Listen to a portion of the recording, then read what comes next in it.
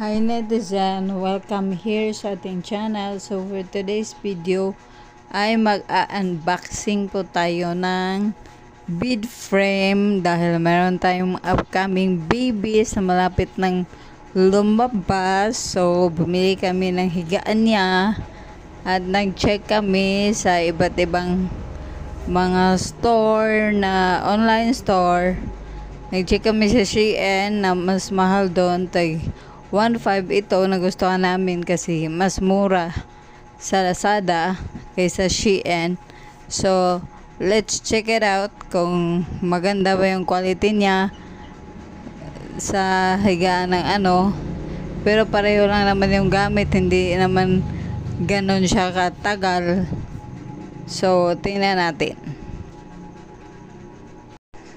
Ayan na, nabuksan na sa aming tatay ang kanyang nabili na higaan para sa kanyang baby.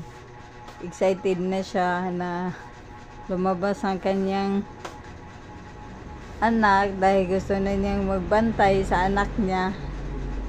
So, ayan na siya. Excited po siya guys sa isa sa akin na ako yung maglabas. Yun. Maganda naman yung quality niya. Meron siyang dalawang booster. Yan. At saka yung unan sa may sa ulo is yung parang princess. Malaki din yung size niya. So, okay lang yung nabili namin na worth 500 pesos.